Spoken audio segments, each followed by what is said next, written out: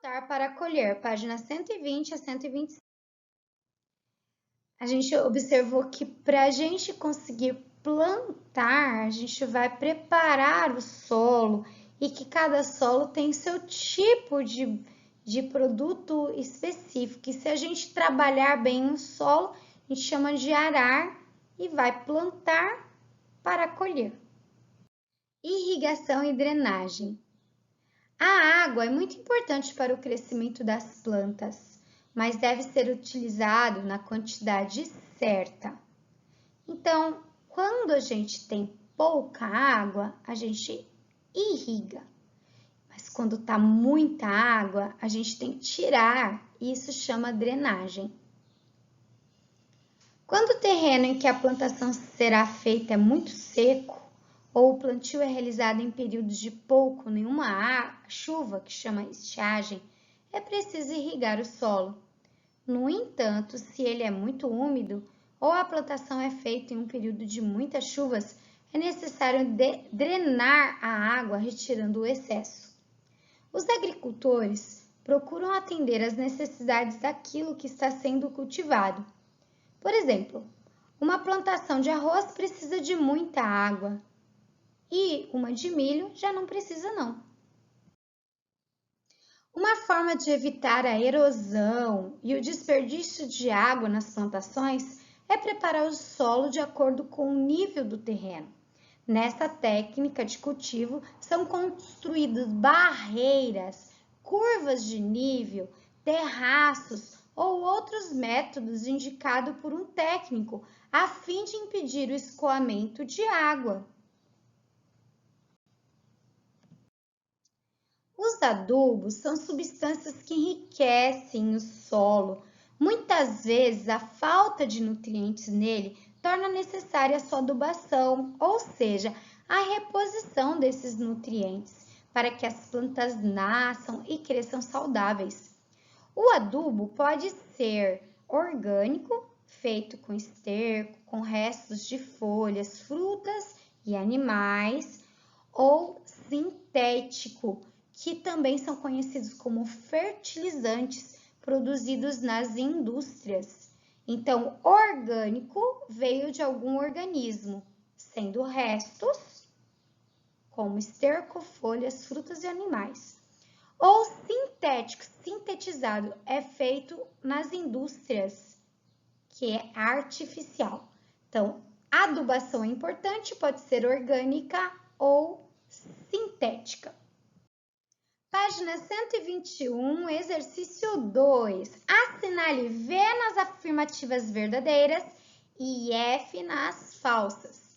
Letra A. A aração, o arar, oxigena o solo e melhora a infiltração da água. Então, oxigenar é ter espacinho entre o solo e infiltração é a água poder entrar? Verdadeiro. Letra B. A minhoca cava buracos no solo, atrapalhando a oxigenação da terra? Então, é verdade que a minhoca cava buracos no solo, mas não é atrapalhando, pelo ajudando na oxigenação. Então, essa daqui tá falsa. Letra C. Quando o terreno é muito seco, deve-se fazer a drenagem do solo. Drenagem é tirar a água. Não, é falso, tem que fazer a irrigação do solo. Caso ocorra um período sem chuvas, é necessário irrigar a plantação? Verdadeiro. Letra E. Os adubos são substâncias que empobrecem o solo, deixando sem nutrientes para a planta. Ao contrário, adubo enriquece o solo, tá bom? Rotação de culturas e adubação verde. A rotação de culturas é uma forma de recuperação do solo que melhora as propriedades dele e reduz a erosão. Para realizá-la, basta alternar anualmente diferentes tipos de cultura em uma mesma área agrícola. Por exemplo, em um ano planta-se o milho e no seguinte planta-se a soja. As plantas que serão usadas como adubo são semeadas. Quando florescem, são cortadas antes de dar sementes. Por fim, são espalhadas em todo o chão do terreno, assim elas servirão de cobertura e adubo para as outras. O que é isso que a gente acabou de ler? É a adubação verde. É um método de adubação orgânica em que um vegetal é plantado para servir de adubo para outro. Então, essa técnica consiste no seguinte, vamos ler de novo? As plantas que serão utilizadas como adubo são semeadas e elas são desenvolvidas e crescem. Quando elas florescem, são cortadas antes de dar sementes, então elas não vão procriar novamente. E elas são espalhadas no solo, forrando o solo, olha lá. Por fim, serão espalhadas por todo o chão do terreno, assim elas servirão de cobertura e adubo para as outras. Viu que interessante? Defensivos agrícolas. Uma das maneiras de aumentar a produção agrícola é combater as pragas e as doenças das lavouras, geralmente causadas por fungos, insetos e ervas daninhas. Para isso, muitos agricultores usam defensivos agrícolas, também conhecidos como agrotóxicos. Presta atenção, ó, para que servem os agrotóxicos? Servem para combater pragas e doenças da lavoura, geralmente causadas por fungos, insetos e ervas daninhas. Então, os defensivos agrícolas são agrotóxicos que servem para combater pragas. Quais pragas são essas? Fungos, insetos e ervas daninhas que causam doenças nas lavouras. Infelizmente, o uso dessas substâncias pode causar danos ao ambiente. Elas destroem os nutrientes do solo e matam os seres que moram nele. Além disso, contaminam os produtos, tornando-os nocivos à saúde. Mesmo depois de lavados, eles continuam contaminados. Gente, até mesmo a pessoa que passa o agrotóxico pode ficar com problemas. As pessoas que passam agrotóxicos precisam ter muitos cuidados, precisam usar instrumentos de proteção, produtos de proteção, porque causam problemas. E não importa se é por avião ou por trator, esses produtos que são os agrotóxicos, eles contaminam também o solo, o ar, as águas, causando doenças. Então, o bom é não usar. Eles são necessários? São, porque eles realmente ajudam defendendo a lavoura, mas ele tem consequência. Então, tem que ser bem usado e com cuidado. Observe os quadrinhos e responda às questões. Aí você tá vendo, olha, um avião, ele tá fazendo uma fumaça e na sequência você vai ver que os passarinhos estão comendo uns bichinhos, umas plantas e tá passando mal, ó, estão pensando, cadê? Não tem mais bichinho, não tem mais fruta, não tem mais nada, tô com saudade. Então, conte brevemente nas linhas abaixo a história representada assim. Então, essa história pode ser o seguinte: antes de ter aplicação na agricultura do agrotóxico, existiam muitos bichinhos, muitas plantinhas, e o ciclo da vida da alimentação, né, a cadeia alimentar, estava funcionando, os passarinhos tinham com o que comer. Depois que houve a aplicação do agrotóxico, os passarinhos não tinham mais alimento, então eles também morreram. Morreram os insetos, mas morreram também os seres que comiam os insetos. Mas essa resposta é uma resposta pessoal, você que tem que criar a sua historinha aí. Letra B. O passarinho comeu o fruto da lavoura e passou mal. Será que esse fruto também fará mal aos seres humanos? O que você acha? Sim. Mesmo lavando com água sanitária, o alimento com agrotóxico continua contaminado. A higienização do alimento só é válida para contaminação biológica, presença de micro-organismos como bactérias, fungos, vírus, etc. Não para coisa química. Então, comer alimentos que foram tratados com agrotóxicos contamina a gente. Isso é muito triste, né? O que devemos fazer em caso de intoxicação por agrotóxico? Então, buscar orientação médica para um tratamento adequado. Não adianta a gente ficar achando que vai dar conta sozinho, não. Tem que ir no médico se está contaminado. Letra D.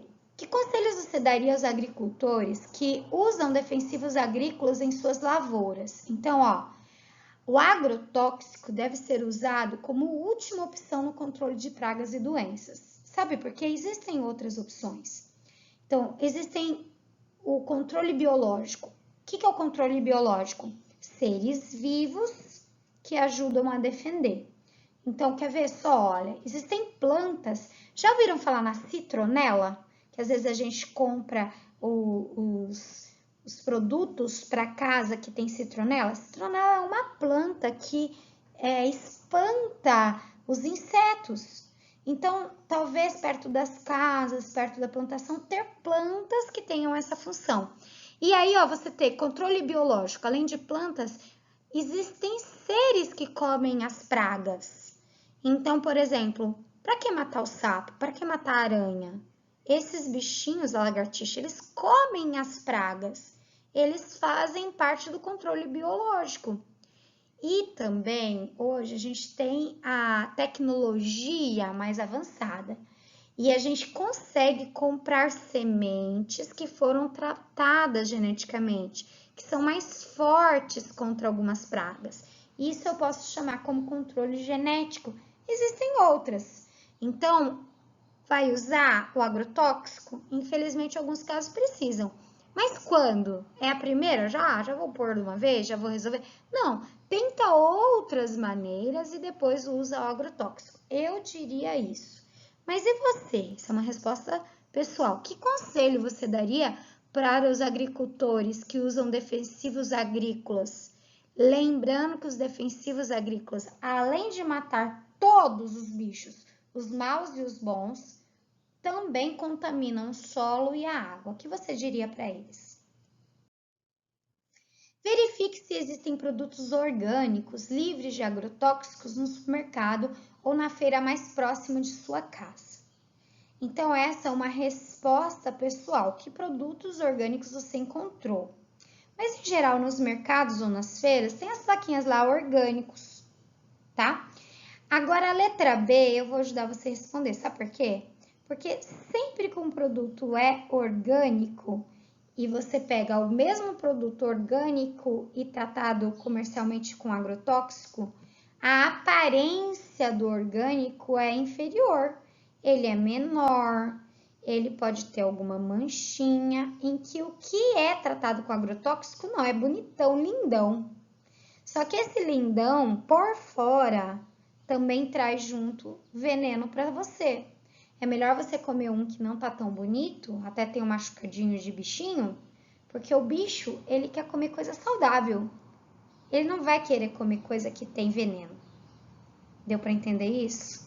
Então, a aparência dos produtos orgânicos tem uma aparência pior do que os tratados com os agrotóxicos, porque os bichinhos não vão onde tem agrotóxico. Hidroponia. A hidroponia é uma técnica de cultivo sem solo, no qual as raízes das plantas ficam mergulhadas em uma mistura de água e nutrientes necessários para o seu crescimento. O plantio é simples, tem baixo custo e pode ser feito em locais pequenos.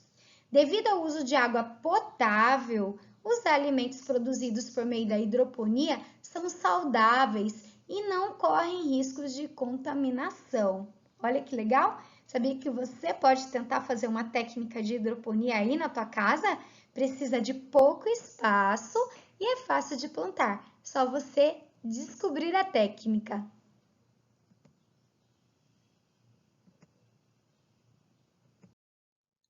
Queimada. Essa técnica consiste em queimar toda a vegetação do local em que será feita uma plantação. Como resultado, a área fica limpa e as cinzas servem como adubo.